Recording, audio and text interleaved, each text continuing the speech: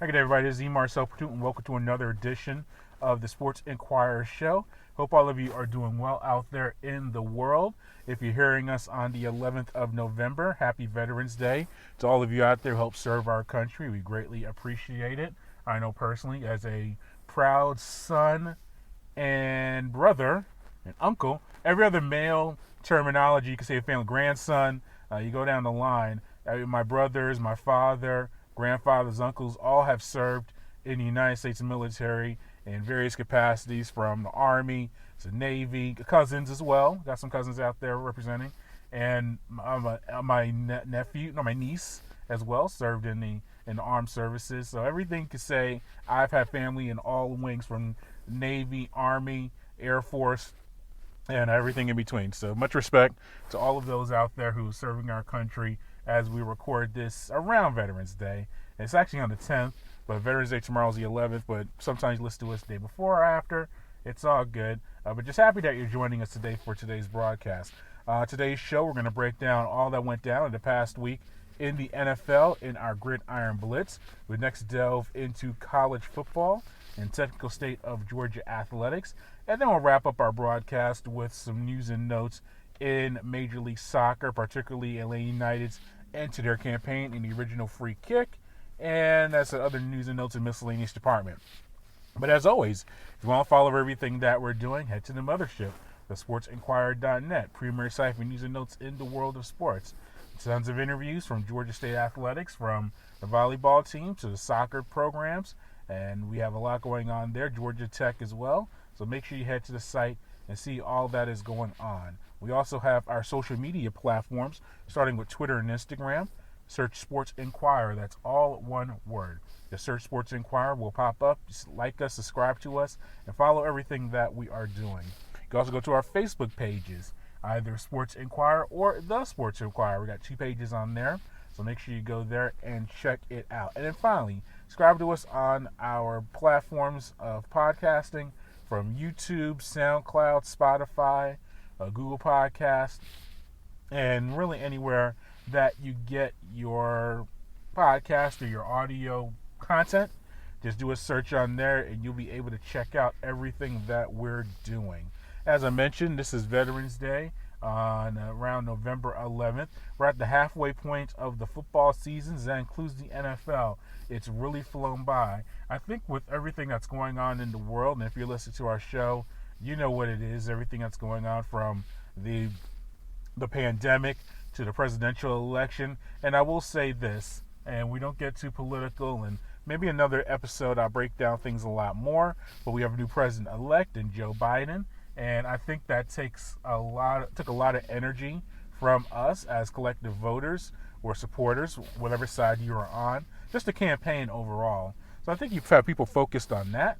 You also have people focused on, as I mentioned, the pandemic and how it's affecting all of us. Everyone's life has been affected. By the way, there's a football season going on. And I think that's kind of when you look at the calendar and you look at a lot of teams that played 8-9 games already. It's like, wow, it seemed like it was just a few weeks ago. The season was just starting. But you're starting to see some teams emerge and develop. And a continuing theme from this past week that's continued on throughout the season are a lot of close games and comeback efforts. And we had 10 of the 14 games this week that were within one score, which is 8 points in the fourth quarter, including 4 of the contests decided by 3 points or fewer. The Steelers overcame a 13-point deficit to defeat Dallas 24-19. So that's just a prime example of that. By the way, the Steelers are 8-0 for the first time in franchise history. So you know all the great teams and Hall of Famers the Steelers have had over the years. It's the first time they've gone 8-0. Pretty impressive stat there. Kansas City overcame an 11-point deficit in their win over Carolina. So what that means is that there have been 28 games this season where a team has overcome a deficit of at least 10 points to win, which is second most through 9 weeks in the NFL season. Only 1987 had more. And in that season, that was a strike-shortened campaign. So that meant you had a lot of replacement players and maybe not the best form of football. So when you look at all those things put together, this is a very unique type of year. The Ravens, they scored 20 points, at least 20 points in their win over Indy, 24-10. They've scored at least 20 points in 31 consecutive contests. So now they have the longest streak in NFL history with that mark. It's a very impressive result for the Ravens. The Seahawks, even though they lost their contest to Buffalo, scored 34 points. So they become the sixth team in NFL history with at least 25 points for the first 8 games of the season. So Seattle, and we'll get to that contest and break it down a little bit later, but on the offensive end, the Seahawks are doing some big things. And before we get to the game breakdowns, I had to make a note for Pat Mahomes.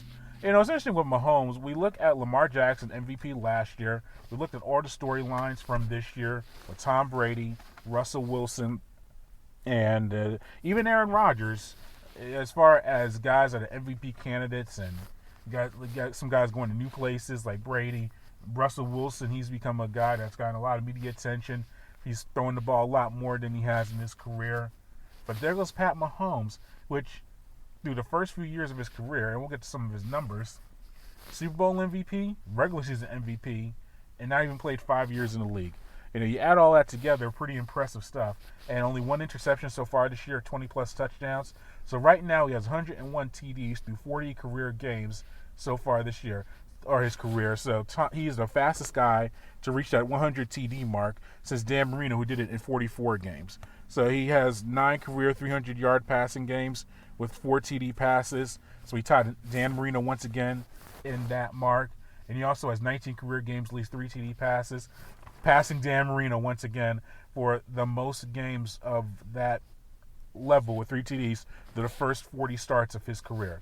The man is a special talent. He's an all-timer. And I laughed earlier in the season, and there was one of the commentators, and there's no objectivity when you listen to it was either Fox or ESPN. Actually, I remember who it is, but I don't want to give him love. I'm being stubborn. It is my show. But he was saying that Pat Mahomes is already a Hall of Famer. And you think about it, okay, slow down. He's only played, this is his 3rd full year starting in the NFL. That's not a Hall of Famer. Now he's on the path to get there. Puts together, I think, a few more years of this type of play. But man, if he stopped tomorrow, and he won't, Lord willing, everything works out for him.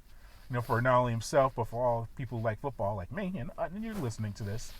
If he retired, would he be a Hall of Famer? I don't think he would be. I think you have to put together a lot more years than he has. But man, I can't think of another guy who's had a better start to his career. Not even Brady, and that's kind of not even Marino. Because he's trying to surpass Brady with the accolades, with the MVPs, and he surpassed Marino with the numbers. And those are the 2 best starts to a career you can really think of. So he's already surpassed those 2 guys, in my opinion. So is he in the discussion for greatest of all time? No, but he's moving his way towards there. All right, let's start with some recaps of games that took place over this past week. Falcons defeated the Broncos 34-27. I start off with that because, hey, we're based in Atlanta. This is our home location for where we do our broadcast and our shows. It's a weird deal with the Falcons supporters, and we have friends and family who like them. They got off to such a bad start. Fired Dan Quinn, the head coach. Fired Thomas Dimitroff, the general manager. You figured the full rebuild mode would be in effect. Raheem Morris was promoted from interim coach to head coach. They won 3 of their last 4 games. And, it's just one of those things where, was it a lack of motivation or effort for Dan Quinn?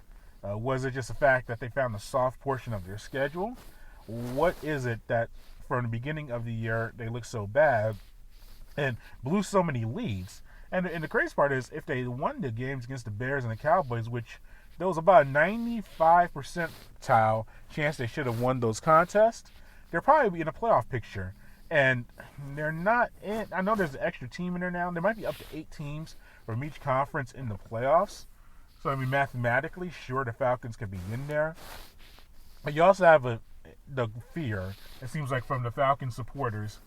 If Morris does too well, they're going to keep him. And he's still a mainstay from that Dan Quinn staff that a lot of fans and supporters want to move on from.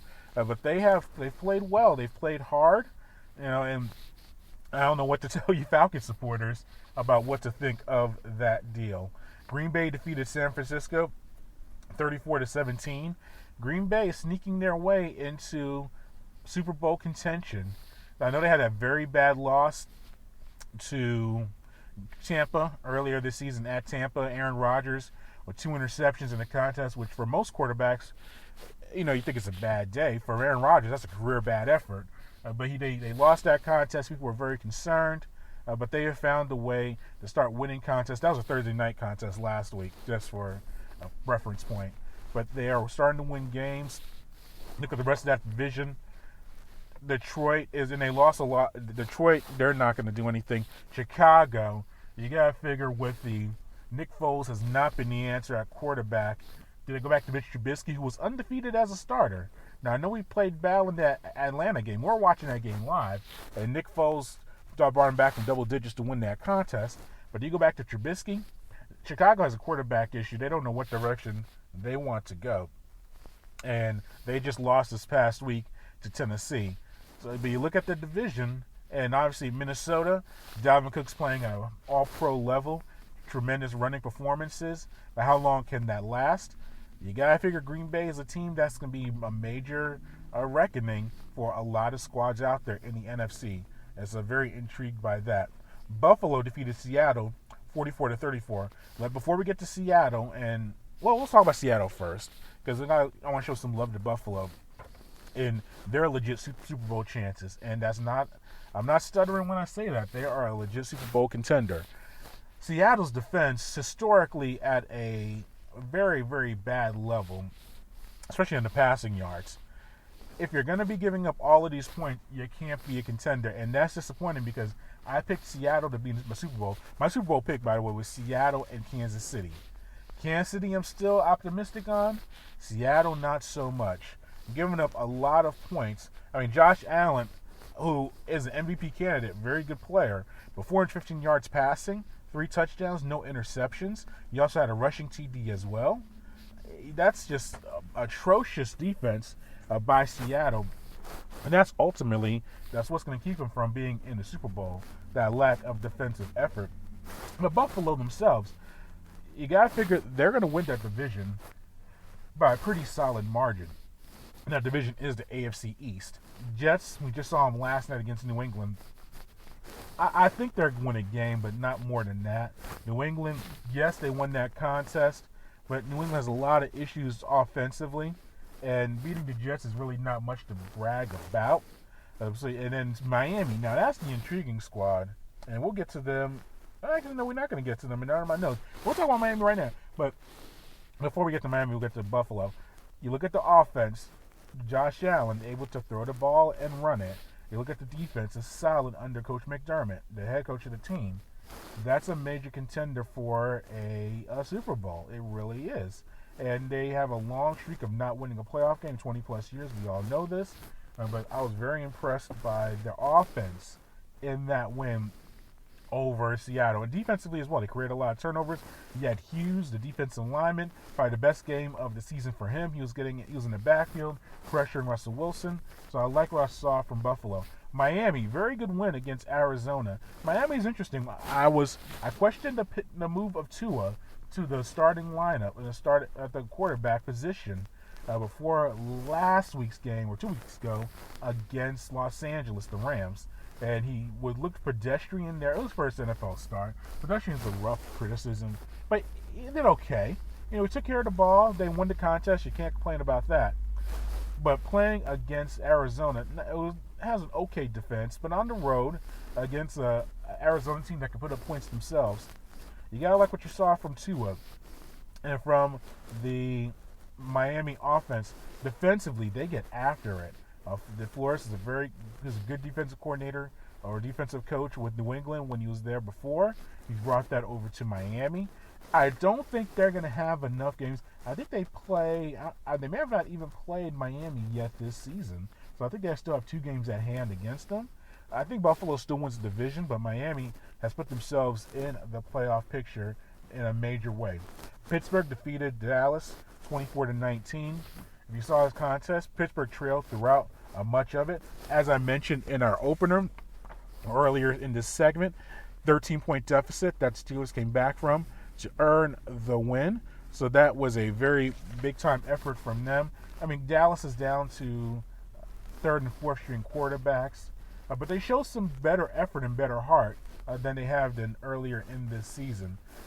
The Dallas, defensively, they actually showed up a little bit. I mean, they've been giving up a lot of yards and points, but 24 points to Pittsburgh is not the worst effort. But I'm worried about, if I'm a Dallas supporter, you got to be worried about Ezekiel Elliott. Not in the lineup. I was watching the game. He was taken out even first and second downs, being in the rotation, not getting consistent carries. That's a major concern. With Pittsburgh, they got to keep pace and they got to keep a good record because Kansas City is breathing down their neck. If we're talking about home field advantage throughout the playoffs and a bye, because if you remember this season, only one team gets a bye, and that's the top overall seed. Now, as I mentioned earlier, they may have up to 8 teams in the playoffs because of canceled contests and everything going on in the world. So I don't know if that's going to be the only bye that's going to be in the playoffs. They may have multiple byes like we traditionally have had in the past. We don't know, but as of right now, as we're recording this show on Veterans Day or the day before Veterans Day Eve, you only have that one bye in each conference. So if you're Pittsburgh, you're undefeated. You can't do any better than that. But you really want to get that because I think Kansas City, they have the looks of a 12 to 13 win team. Buffalo might make a little bit of a run here and get a lot of wins under their belt. So you want to, if you're Pittsburgh, you got to keep pace. You got to keep winning. And they've won some very impressive games. Winning at Baltimore earlier, or 2 weeks ago, was a very impressive win. Winning at Dallas, I know Dallas is depleted, especially when lack of Dak Prescott. But still, a win's a win. Get it for there by the Steelers. We'll see what they do from there. And then finally, New Orleans took it to Tampa, defeated the Bucs 38-3 on the road on Sunday night. I'm not going to say that Tampa's done by any means, but they exposed a lot of issues with the Buccaneers. We've talked about the Bucs defense as being one of the top units in the NFL, but they were spread out and just destroyed by the Saints offense, who had Sanders, obviously Michael Thomas, the receiving core was back. You had Hill doing out there making plays. Alvin Kamara, he's playing at a Pro Bowl level like he has the past few years. Drew Brees, the arm strength isn't there, the physicality isn't there for him, but he knows how to hit pockets or throw into tight windows. He's seen everything. If he can play at this level and just get the ball into the hands of the playmakers, New Orleans is an intriguing threat in the NFC. And so you have to give him a chance there. But if you look at Tampa, I mentioned the defensive issues. Offensively, here's the reality with the Bucs, and this will end our NFL segment of the show. You have an offensive coordinator, head coach in Bruce Arians, and the offensive coordinator, Brian Leftwich, who like to throw the ball down the field. They like to push the pace. They like to do all of those things. And you have guys like Mike Evans and Chris Godwin, who played last year, and Jameis Winston. Now, granted, a lot of turnovers, but 5,000 yards passing for Winston. I think he led the league in passing yards. It was pretty close to it. 30 touchdowns and 30 interceptions, too. All things considered, what I'm trying to say is that you have that type of offense, and you're trying to incorporate Tom Brady into it. At this age of his career, and we all know his career, probably the greatest quarterback of all time statistically and awards-wise. I mean, 6 Super Bowls, MVPs. What more can you do? But at this stage of his career, he's not a deep thrower. He's not a guy that's going to throw down the field, even intermediate routes, or throwing across the field. That's not his game. And the Bucs have tried to adjust to it and make things a little bit better. But also, when you have a guy like Tom Brady, when he played earlier in the season against Green Bay, he looked like the old Tom Brady, the legendary guy that we know. And then he looked very old and pedestrian against New Orleans. I'm not saying that he's going to look like that the rest of the season, but when you're in your 40s like he is, and Breeze is in the same exact situation. Breeze looked pretty good against Tampa, but next week a few weeks from now, he may look awful in a contest.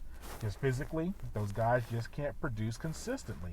and with Brady, that's the same deal. And then you put him in that offense, it's a very tough situation when you look at it for Tampa. Are they going to win the division? I would have said yes 2 weeks ago, but maybe not. Will they be in the playoffs? They probably will be. If you look at the numbers and the way things are going, I think you're starting to see in the NFC East is going to be one team. And I think 7 wins will do it for the NFC East. Whether it's Philly, Washington, we'll see what happens there. I think in the North, you're looking at the Packers, and that's the only team I trust to make it from there. And then you look at the South, and then the West. I think that Seattle's going to be in the postseason. I don't know. I want to say the Cardinals, but they have some. They're all going to beat up on each other in that division. So what I'm trying to say is that some people are saying all 4 teams from the West can make the playoffs. That's not going to happen. I think San Francisco's fading pretty quickly, and that's because of injuries, and they're just not. They don't have it this year. I think the Rams are too inconsistent. I can't trust them. So Tampa will be in the postseason, but beyond maybe winning a first-round game, the way they look on Monday or Sunday night, that's going to be very tough for them to do anything. All right, let's transition over to college football and technical state of Georgia athletics. Let's start with the Panthers. The Georgia State football team were able to get 52-34 victory over Louisiana Monroe this past Saturday. Cornelius Brown, the freshman quarterback and Sun Belt Conference Offensive Player of the Week, had 263 yards passing, had 4 touchdowns overall, including 2 throwing TDs to Cornelius McCoy, with Cornelius in a moment. But the program tied a record for most points against an FBS opponent. So that was a very big mark for the Panthers. Here's head coach Shawn Elliott on the win. Certainly, get a conference win right here at home. The way we opened up the game, took control of it, really had the game in control for all of the day. There was a couple blunders in there that kind of let some confidence gain back in them in ULM for whatever reason. And, it was a little – the third quarter kind of dragged on a little bit for us. We got to do a better job. Our mentality there was not where it needed to be, but what a great win for our football team. Just a big day. I can't say enough, Adam. So many times you can take wins for granted, to tell you the truth. You got to enjoy them. You got to celebrate them. You got to understand it's tough. It's a tough job to go out and compete and to put a plan together and get young men to really focus and come out on top. So for our guys to go do it, I'm very proud of them. Like I said, there were some mental flaws there that kind of, I don't know if it says let them back in the game, but they made a valiant effort to try to get back in the game. But I think we responded and came out with a nice win. Nice win. And that was Shawn Elliott discussing the victory for the Panthers. The interesting thing about the contest as well is that they rushed for 263 yards. Dustin Coates had 2 rushing TDs and 102 yards on the ground. So he leads the Sun Belt Conference in rushing yards. And that was the 4th time this year that he's gotten past the century mark. And I mentioned McCoy. He was back in the lineup after missing 3 weeks to an injury. He had immediate impact with the team. First play from scrimmage, 57-yard reception. Finished the day with 7 catches for 118 yards. So it was the 3rd time in his career he had over 100 yards in a contest. And I said he had 2 TD catches. He discussed returning to the team after injury. He does have a major impact on us offensively. Him coming back probably earlier than expected, to tell you the truth, from a knee injury. When he's there in practice, it makes a huge difference. We traveled in Detroit just for that very reason, because he brings energy to our team, to our team offensively, a confidence to our wide receiver group, and to see him go out there and play today and do the things that he was capable of doing is really special to see. McCoy's a great player. He's fun to be around and enjoys the game like no other, and that's what it's all about. And then the Panthers' defense. Remember, they gave up 50-plus points in the shutout loss to Coastal Carolina the week before. They had multiple turnovers and 6 sacks against the Monroe offense. So we were able to speak with Dante Wilson and the importance of the win for the program.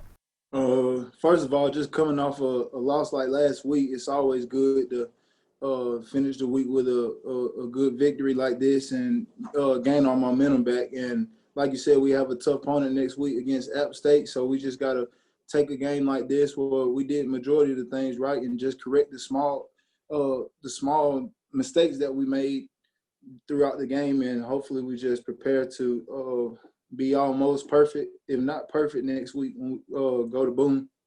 Yeah, we knew they weren't a big running team, and we knew if we just had to stop the run at first, and we knew we were going to get them in passing situations. So our key focus was to get pressure on the quarterback and rattle him. So if we knew if we rattled him, then the game was pretty much in our hands. So that's what we were focusing on all night, and we were very successful at that tonight. And that was Dante Wilson discussing the win and what it meant for the program. And now the Panthers go to Appalachian State this Saturday. We'll have a full preview of that contest in our next episode, or maybe when we do our Technical State of Georgia Athletics podcast, which should be launching within the next day or two, depending on when you listen to the show. Georgia football lost to Florida 44-28. The offensive issues, we already know. When you have your third or fourth string quarterback playing, it's not a good situation for anybody involved. The Stetson movement or Stetson era should have come to a very strong end after this contest. I don't know if you go JT Daniels, the USC transfer, who for some reason cannot find his way onto the field. We don't know if he's injured or he's running the scout team in practice. So if he could run a scout team, you'd think he'd be able to get in the lineup and run a few plays. They've tried different guys at quarterback.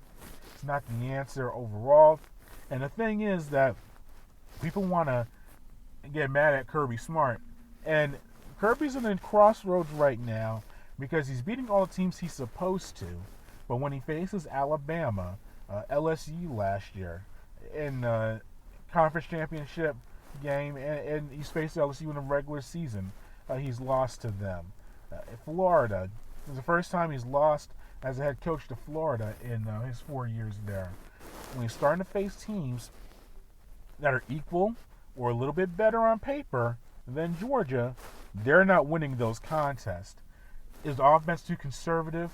Yes, you think they should be able to open it up a little bit more, because the reality is in college football, you have to outscore teams. And that's why Florida is a very intriguing matchup for Alabama if those two teams meet in the conference championship. Because Kyle Trask and the Florida offense can put up points. They can get to 35, get to 40 points.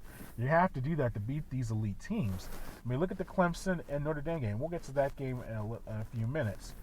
But if you look at the top 4 or 5 teams in college football, and we know the usual suspects, and Notre Dame's kind of relatively, well, they're not new, but you get what I'm saying. Clemson, Alabama, Ohio State, and Notre Dame. You got to score at 40 points to beat them. And Georgia's offense, even on a good day, we saw them, or facing inferior opponents, only scored 14 points 2 weeks ago at Kentucky. Look, Stoops does a good job. He's a good head coach. But there's no reason Georgia should score only 14 points against Kentucky. I don't care who's running out there, who's playing. So they have major issues in that regard. But defensively, that's been the thing Georgia's always, in the Kirby Smart era, have said, look, we're going to run the ball, control the clock, and our elite defense is going to lead us to wins. But when the defense gives up 44 points against Florida, and it could have been a lot more, that's not a good situation for anybody involved. So they got to figure that out pretty quickly. And the thing about Georgia now is a lost season. You're probably not going to play in the SEC championship game because Florida's probably going to win out the rest of their games. Now, we're in a different type of college football season. Players are out because of COVID. You have games suspended or in jeopardy, like Alabama LSU this week. Mississippi State's game not this week as we record the show. I believe that game's been canceled. Florida and Arkansas have issues. That's this week. Sam Pittman, head coach of Arkansas, he has COVID. Well, you never know if he has it, who it's spread to on that team. So a lot's going on into this, but the reality is if teams play most of their games like they're supposed to, Georgia's not going to be in Atlanta for the SEC championship game, and that's a very bad look.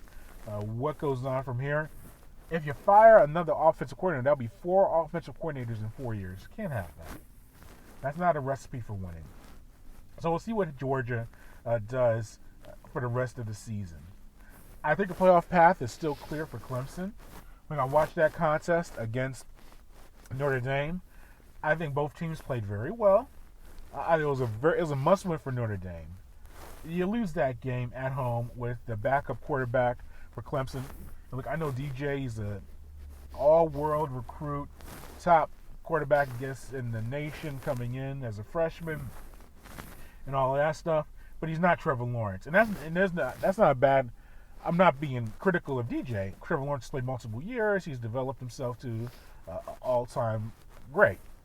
So he's not Trevor Lawrence, but he showed some good things, threw the ball well. Now, with Clemson, and the thing that I saw a few weeks ago, and we talked about this when Notre Dame played Georgia Tech. Notre Dame's front seven and their line play, offensive line, defensive line, can hang with anybody in the nation. And you saw that in that contest, that Notre Dame had no issues protecting Ian Book at quarterback or stopping Clemson's rushing game. I mean, Travis Etienne was not able to get much going for the Tigers. So when you have good, I always say this in all forms of football, from Pee-wee to high school to the NFL, college, everything in between. If you have solid line play, you can compete with anybody. So Notre Dame, while I don't like their offensive threats and their defense, the backfield, the linebackers, the secondary is not the greatest, their line play is very, very good. And that was my impression from the contest when they faced Clemson. But the path for Clemson is still clear. Trevor Lawrence comes back. You win out the rest of your games, including most likely beating Notre Dame in the ACC championship game. I think you find your way into the playoffs, because I look at the potential playoff teams that are available. SEC, if Alabama wins out, they're going to be in there. Ohio State, they're playing fewer games than some of their counterparts, but if they keep winning, they're probably going to keep rolling and find their way in. So that's the SEC and the Big Ten represented in there. ACC, if Notre Dame wins out, they're definitely in there and they keep rolling. But who from the Big 12 are you really going to look at as a playoff team? The Pac-12, if Oregon wins out or if UFC wins out, maybe. But I think they're going to be very, very impressive in those contests for that to happen. I think there's a chance for a second SEC or ACC team to find their way into the playoffs. And I think Clemson is a prime position for that, especially if Trevor Lawrence comes back, their top quarterback, a Heisman Trophy candidate. If he comes back and they look elite and strong, now they're going to have to blow out some teams, and I think they'll look really, really good in those contests. But if they can do that, I think they can find their way back into the playoffs. And now end on this with college football. I'm tired of hearing about Michigan and Notre Dame. Them to a lesser degree, what I'm about to say, but Michigan and Texas. Can you stop saying that they're back?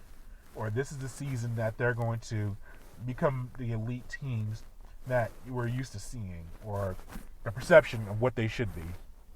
Michigan has lost badly versus Michigan State, who got throttled by Maryland.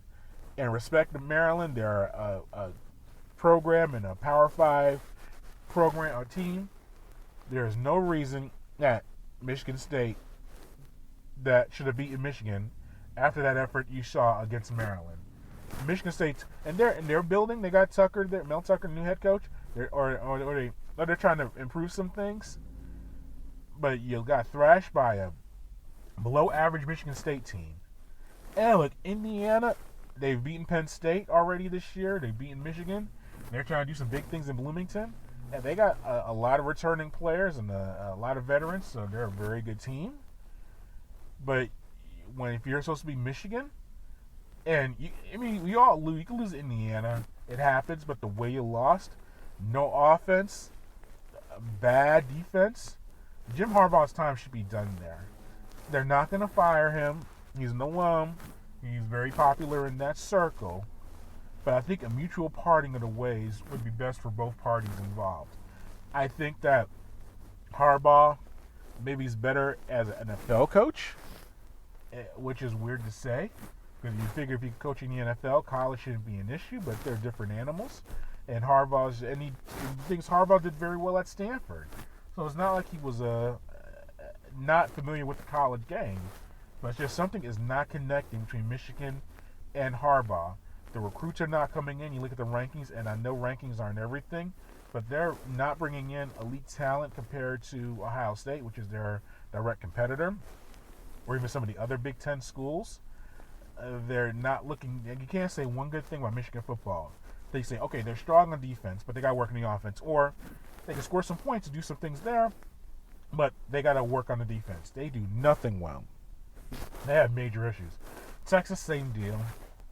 Look, I know Ellinger is an exciting quarterback and can put up points, and Texas looks at times like, all right, they're going to get a run together, but Tom Herman is not consistent enough. I don't like what I'm seeing from them overall, so I don't want to hear any more about Michigan or Texas being back or becoming an elite program or elite deal. The reality is both those programs, outside of a blimp, Mac Brown won a championship with Texas when they beat USC a few years ago. Well, wow, I say a few years ago, almost 15 years ago. Wow, we're getting all up there in age. In Michigan, 97, they won their championship under Lloyd Carr. Charles Woodson, Heisman winner. Both those programs are really looking at borrowed time for their championships. And Bo Schembechler never won a national title at Michigan. Is Michigan really an elite program? We've talked about them so much, and we know that alums, we know that they have they're a known program. They're a big-time program as far as facilities, name recognition, but times are changing. It's become a southeastern and midwestern sport. And when I say Midwest, I say like the Texas and the Oklahoma area and the southeast, SEC and ACC teams. That's where it is right now. As far as the elite teams in college sports, the players are migrating to the south.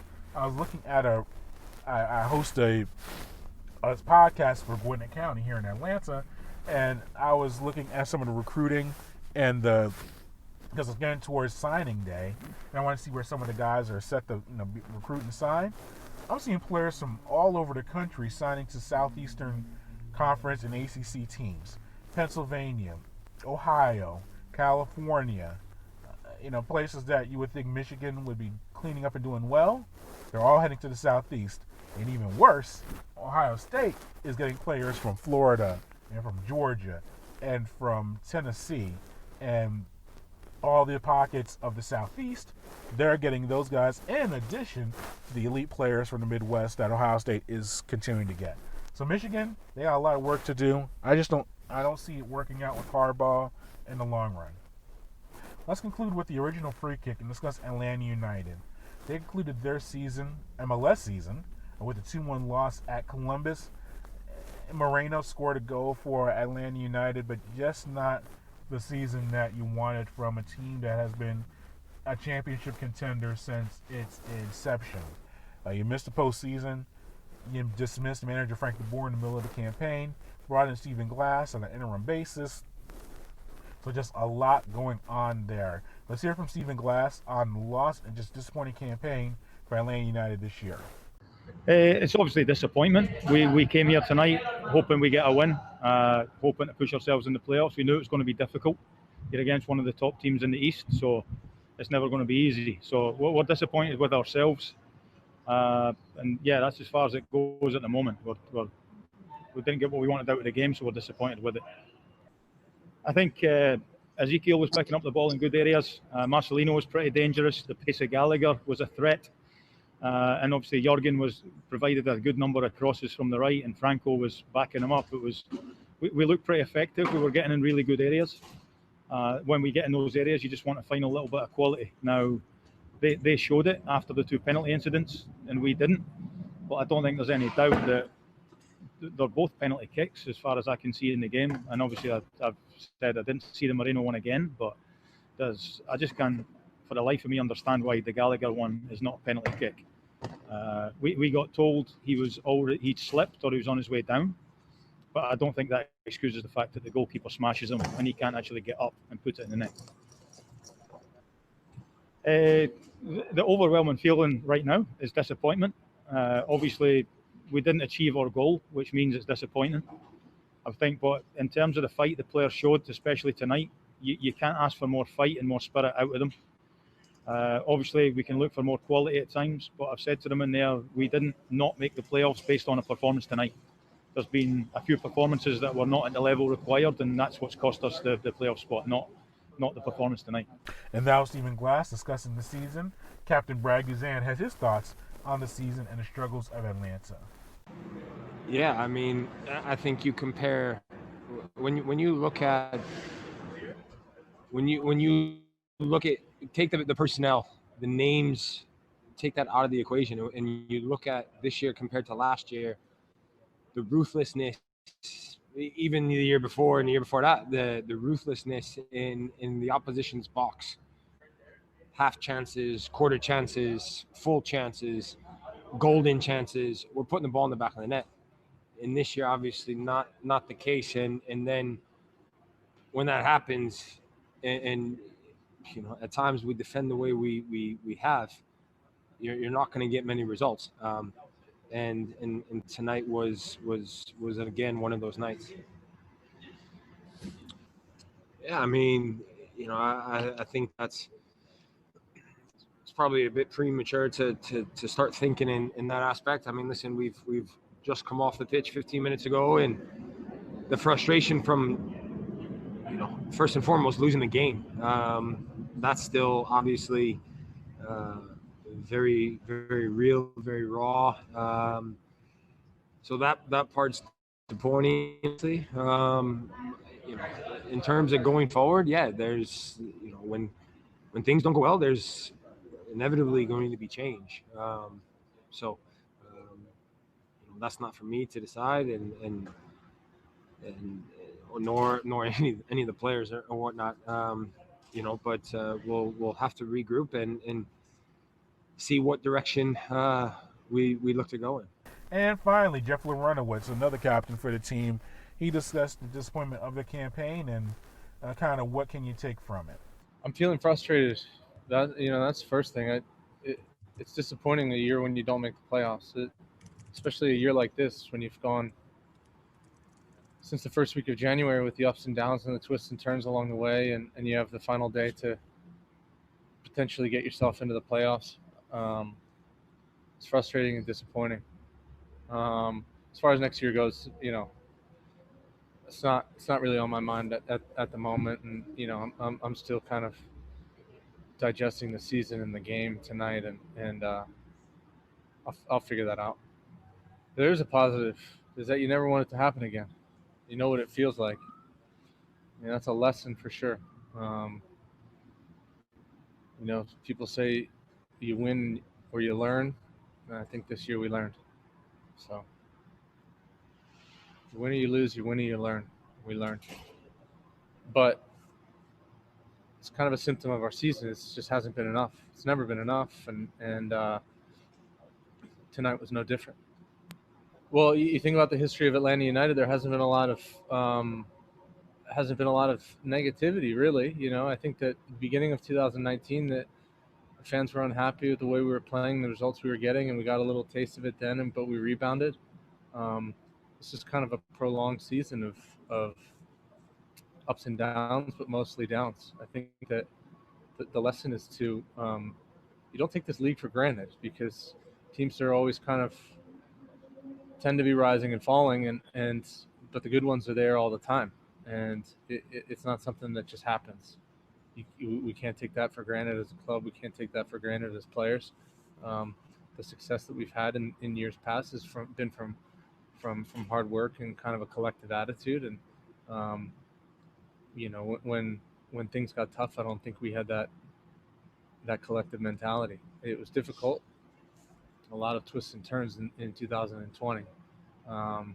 but you see many teams around the league that are able to accomplish what they are within the circumstances. So that's what we're learning. That's the lesson. You can't expect to come to the club or the league and say, well, we're just going to be successful. It's not how it is.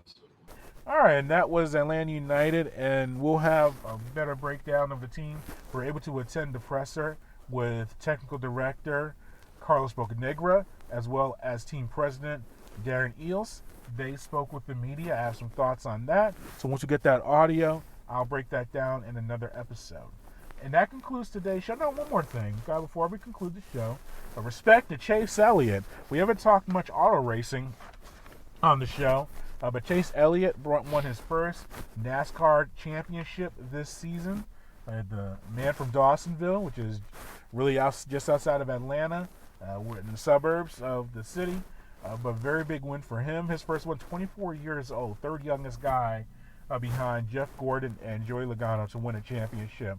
But we've been hearing about Chase in Atlanta for years and years. So very big win for him, bringing home that championship in a very tough year for NASCAR. But they got through it. Respect to NASCAR and for the NBA and NHL, for these sports franchises, for getting through their seasons completely. We are very appreciative of those guys, men and women, WNBA as well. You go down the list of all of these teams that are able to get their full seasons in. But NASCAR was able to pull it off, and Chase Elliott is now your champion. So that was very exciting to see. And that concludes today's show. Thanks for listening to our broadcast. As always, head to thesportsinquirer.net for all things in the world of sports. You can also head to our social media platforms, Twitter and Instagram. And then finally, go to all of your podcast service sites from SoundCloud, YouTube, iTunes, Google Podcast, all those things. Just search us, hit us up, and you'll be able to listen to everything that we're doing. Until next time, good fight, good night.